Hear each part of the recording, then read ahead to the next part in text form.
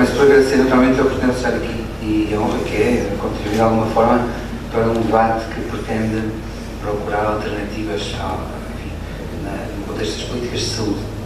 Gostava de começar por referir que antes de vir aqui, um pouco antes das 10, fui ali ao café do Tintim. Fiquei-me surpreendido, não sabia que havia um café dedicado ao Tintim. Ainda pensei em encontrar lá o anterior treinador do Futebol do Porto, cujo corte de cabelo sempre indicou que ele possivelmente era um fã do Tintim.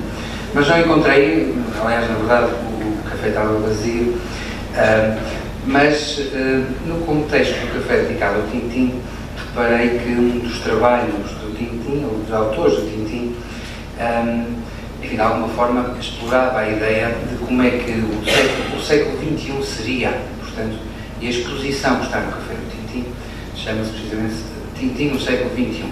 Mas é interessante olharmos para os autores dos anos 50, dos anos 60, de vez em quando, e vermos como é que eles viam e imaginavam o que o século XXI seria e as expectativas que aquela geração, dos anos 50, dos anos 60, tinham em relação ao século XXI.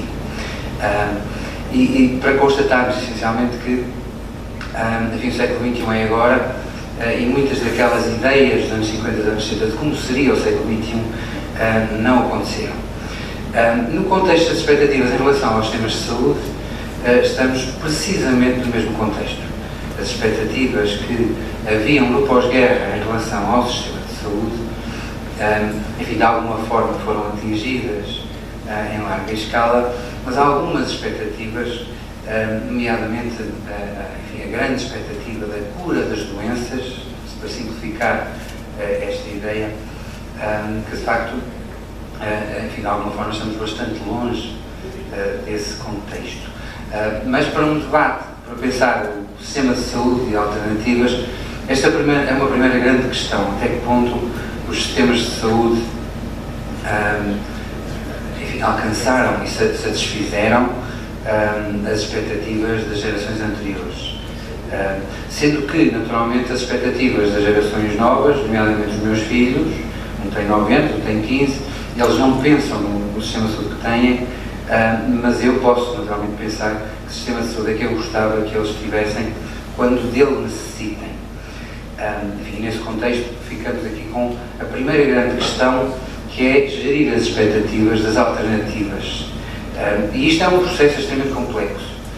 Por um lado, porque a saúde é, nem mais nem menos que, enfim, digamos que a indústria, a maior indústria do mundo. É assim que, enfim, na economia e na gestão olhamos para a saúde, é o maior negócio do mundo, e que fica muito acima das grandes indústrias em que nós podemos pensar, como a indústria do turismo ou outras indústrias. E nesse contexto, pensando alternativas, não será, digamos, muito aconselhável ignorarmos o fator económico associado a tudo isto. Naturalmente, nas várias perspectivas, eu, como penso a maior parte das pessoas envolvidas neste movimento, temos alguma tendência a defender ou a assumir a perspectiva dos mais fracos, dos menos influentes, por questões culturais ou de educação, mas não nos podemos também aliar das expectativas dos mais poderosos e dos mais influentes. E de alguma forma será possível encontrar um meio termo. Enfim, um outro aspecto introdutório é que até aqui há alguns minutos atrás eu era a única pessoa com gravata na sala. Deixei de ser, menos mais uma. Enfim, sendo que as gravatas não são importantes, no meu caso, enfim, é um impulso, eu não pensei muito bem para onde é que vinha, nem tenho que pensar, porque, enfim, eu normalmente nestes contextos uso gravata, o que não quer dizer que não a possa tirar. Devo, aliás, acrescentar que já estive numa conferência onde um palhaço mesmo, não é a perspectiva do Miguel Sousa Tavares, um palhaço mesmo, me obrigou a tirar a gravata e pôs-me um narizinho vermelho. Enfim, era uma conferência sobre humanização da saúde e o palhaço era um representante do projeto Nariz Vermelho. E gostei muito que ele me obrigasse a tirar a gravata e que pudesse um narizinho vermelho para fazer a minha apresentação, que era uma apresentação deste tipo, portanto, Enfim, estas questões da flexibilidade de gestão de expectativas são bastante importantes em quem está ou vai estar envolvido em implementar alternativas. Essencialmente porque as alternativas conceptualmente existem há muito tempo, há bons escritos em português, enfim, eu tenho alguma tendência a escrever em inglês, por fatores diversos, mas há bons escritos e boas ideias em português, não nos faltam boas ideias para alternativas, mas temos de alguma forma tido grande dificuldade nos processos e nos processos de implementação. E de alguma forma não é difícil identificarmos que algumas das boas ideias, por exemplo, do tempo da doutora Maria de Belém, nunca chegaram a ser verdadeiramente implementadas. Houveram grandes avanços, por exemplo, no tempo do professor Coelho de Campos, que está na sala, mas eu verifiquei e verifico retrocessos muito preocupantes em algumas dessas questões. E nisto passaram 20 anos, portanto, entre boas ideias, tentativas de implementação, retrocessos, tentativas de recuperar os processos anteriores e novas tentativas de fazer redações nos mesmos processos, passaram 2 décadas. E é nestes contextos que, de facto, nós não nos conseguimos libertar, não conseguimos gerar dentro do sistema de saúde uma entidade que fosse responsável pela implementação destes processos. Responsável mesmo, como em alguns sistemas de saúde foi possível, embora não há sistemas de saúde ideais, mas há de facto sistemas de saúde que conseguiram implementar as boas ideias fora daquilo que eu, com todo o respeito, chamo o circo político-partidário, que tem naturalmente muitas incoerências e gera processos que são totalmente contraproducentes para a modernização do sistema de saúde. Enfim, e este é de facto um dos aspectos introdutórios e que de alguma forma faz uma relação com algumas das questões que os 3 palestrantes anteriores levantaram. Quando fui desafiado para participar neste painel, em particular sobre acesso, um primeiro aspecto que me veio imediatamente à cabeça foi que, num contexto, enfim, das atividades que tenho, da direção desta revista internacional, um esforço que temos feito aqui há 3 anos é precisamente este que está aqui, o repensar a informação e a investigação à volta da gestão em saúde sobre o acesso.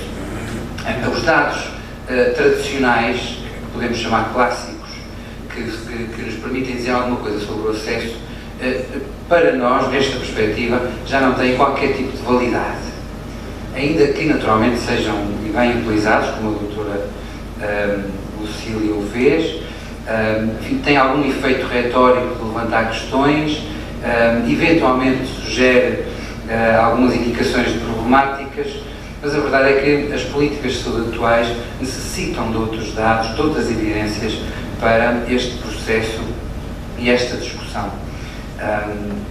Evidentemente que, por exemplo, enfim, as histórias e os pequenos dados dão-nos algumas indicações. Eu trabalhei durante 5 anos num hospital público em que, no contexto em que estava, na altura do inverno, a nossa unidade de cuidados intensivos tinha 30 camas, em vários dias, durante semanas a fio, tinha 80 doentes. 30 camas, 80 doentes. Portanto, aqueles 80 doentes eram doentes que estavam de facto em risco de vida. Enfim, porquê? Alguns, a certa altura, eu ingenuamente comecei a perguntar porquê e a procurar algumas explicações.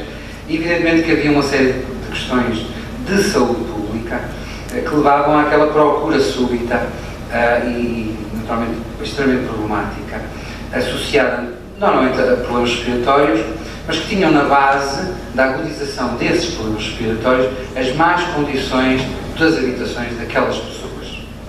Em 5 anos, enfim, estes números são sempre muito vagos, mas, enfim, a uma diária de mais de 600 euros que aquelas camas custavam, quanto é que poderia ter sido possível evitar em termos de custos se alguém se lembrasse de melhorar as condições do isolamento térmico da casa daquelas pessoas e quantos dias de internamento em UCI aquelas pessoas poderiam eventualmente ter evitado.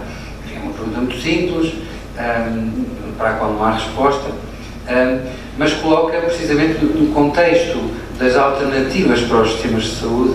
Nós temos capacidade de olhar para fora.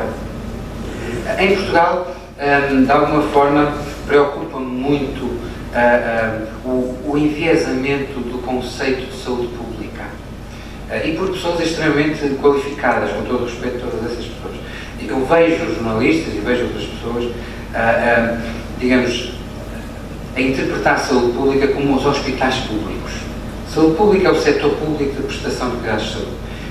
E isso é extremamente errado conceptualmente, mas também extremamente preocupante, e até vou utilizar o termo atrofiante, para um debate sobre alternativas do sistema de saúde.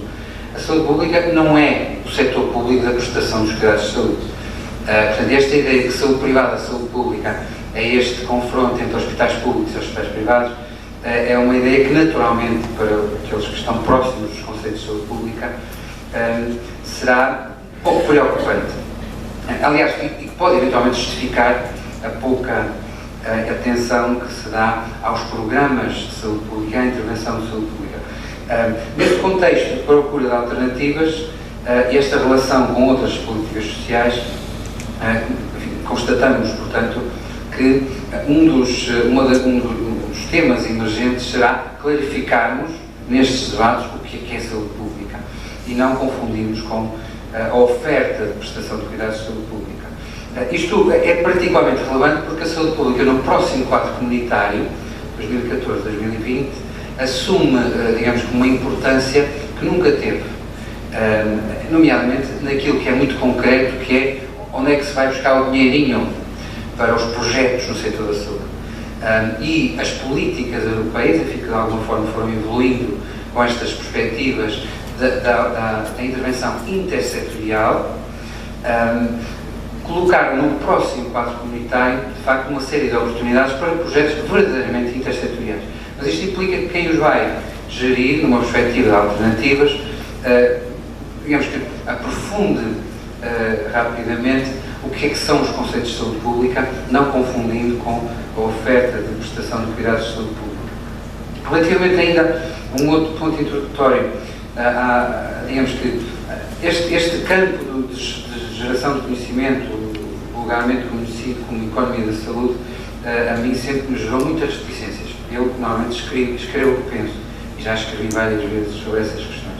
Por vários fatores, essencialmente porque tem havido uma certa dificuldade da economia da saúde em se debruçar sobre os processos, e nós já vamos ver as implicações que isso tem tido na geração de conhecimento sobre estas questões.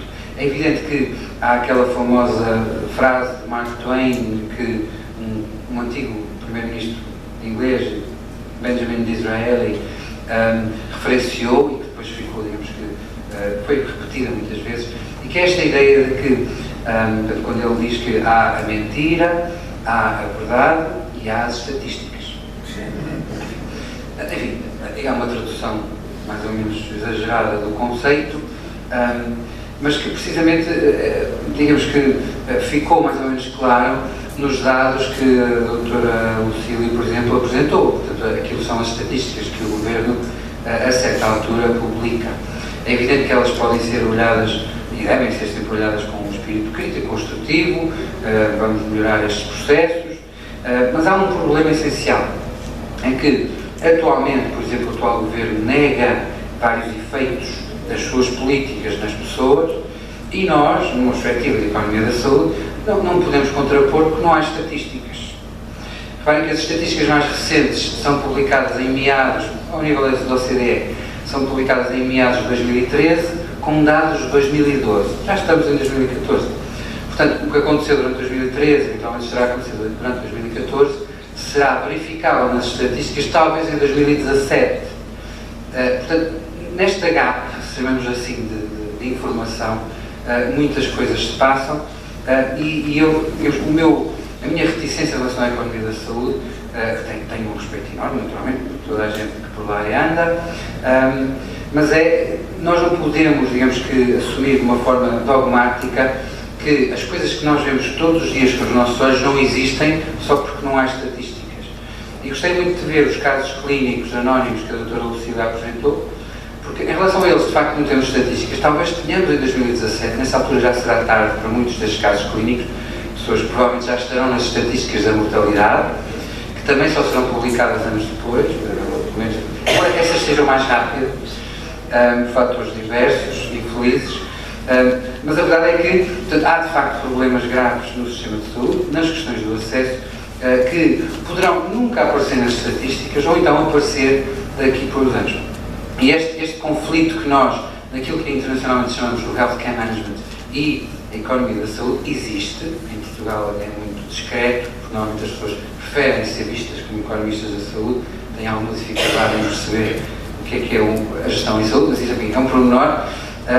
Mas de facto é muito importante que num debate sobre alternativas nos libertemos do dogmatismo das estatísticas, nomeadamente num contexto como o atual, em que as estatísticas até nem são de livre acesso, deixaram de ser, mais ou menos discretamente, ainda que por decreto-lei, mas o que nos levanta naturalmente esta dificuldade. O que é que podemos de facto dizer sobre o acesso em Portugal? Eu naturalmente que o importante é que nós tenhamos tempo para o debate, portanto não vou debruçar-me sobre os dados, até porque a doutora Lucila e outros colegas já contextualizaram vários dados, mas enfim, gostava de integrar apenas alguns conceitos que foram tocados de alguma forma também pelo José Carlos Martins. Uma questão importante, em gestão nós colocamos, digamos que, o processo de geração de evidências no chamado ciclo da prestação de cuidados de saúde. E neste contexto nós temos todos estes momentos do ciclo. Portanto, temos, digamos, que gerar evidências sobre a forma como geramos e produzimos os processos de diagnóstico, os processos de aconselhamento, os processos de tratamento, a monitorização, a reabilitação e a prevenção.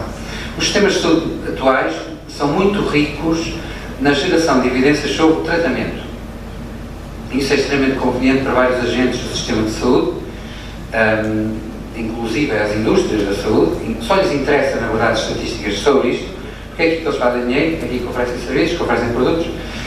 Sobre as outras, enfim, outros agentes têm que se interessar e que têm que reforçar as suas pressões para que sejam alocados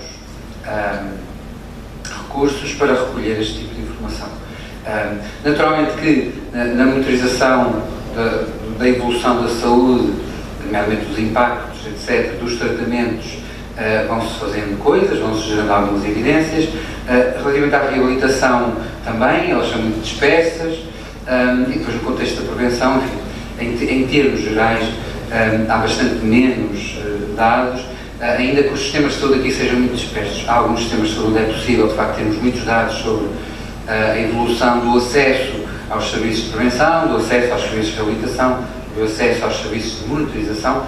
Reparem, os serviços de monitorização geraram atualmente aquilo que nós chamamos em inglês o e-health, que em Portugal há quem chame o e-saúde ou saúde eletrónica, que é um mundo de novas tecnologias das telecomunicações associadas à monitorização, nomeadamente com contributos importantes para a qualidade de vida dos cidadãos, para a desinstitucionalização dos doentes, e para uma série de outros aspectos, e que é naturalmente uma área que está em grande evolução. E todas as outras, o aconselhamento e o diagnóstico, são áreas em que temos alguma dificuldade em compreender e em ter, se quisermos, dados sobre o acesso. O que eu gostava de, para terminar, é de contextualizar que numa reflexão sobre as alternativas do sistema de saúde é muito importante que nós pensemos, podemos utilizar muitos modelos, mas eu sugiro que pensarmos do ponto de vista do ciclo da prestação de cuidados de saúde permite-nos repensar todo o sistema e contextualizar que provavelmente há áreas onde temos muito poucos serviços, há áreas em relação às quais, no caso português, não estamos a recolher nenhuma informação, e há áreas onde naturalmente todas estas avaliações que os economistas da saúde tentam fazer, enfim, da mais-valia, de valor acrescentado, dos impactos económicos, etc., há algumas destas áreas onde se faz muito pouco. Uma última nota para contextualizar que e colocarmos a debate, portanto, há muitos estudos de economia da saúde em Portugal que são encomendados pelos governos, em particular, aliás em dois, não é? E um ainda mais grave, que vem da entidade reguladora da saúde, que foi claramente pressionado, na minha perspectiva pessoal, opinião pessoal, mais ou menos livre, foi claramente encomendada para esvaziar durante algum tempo esta ideia de que as taxas moderadoras teriam tido um impacto muito negativo no acesso. E aqueles dois relatórios dizem-nos que não teve impacto nenhum. É evidente que isto mas lembrando de Mark Twain, não é? Mentiras, estatísticas e verdade. Começam a haver outras indicações, aliás, há até uma curiosidade, um trabalho, um estudo publicado numa revista internacional aqui há poucos dias, co-assinado por um desses autores portugueses, faz precisamente a demonstração do contrário. Portanto, é um trabalho que analisou o impacto dos custos catastróficos em saúde e a promoção da pobreza em Portugal, que faz uma relação direta entre a introdução das taxas moderadoras e esses efeitos. É um estudo publicado há poucos dias e que, curiosamente, os académicos têm estas coisas, são muito, aliás, precisamente porque o conhecimento evolui, nós podemos tentar, mas é natural que às vezes estejam a dizer uma coisa, depois passado 3 anos estejam a dizer exatamente o contrário. Este estudo diz exatamente o contrário do que um dos coautores dizia aqui há algum tempo em alguns outros estudos publicados no caso português. São as incoerências que o mundo académico admite, porque depois fica em discussão académica. No entanto, quando esses dados são utilizados para justificar políticas, aí é importante que estas incoerências sejam pelo menos identificadas para pensarmos, enfim, num futuro próximo onde é que vamos buscar os dados. E assim, enfim, eu como os meus colegas também tinha aqui uma observação de muitas coisas, mas estas eram as ideias essenciais que gostava que eventualmente tivéssemos tempo para discutir. Obrigado.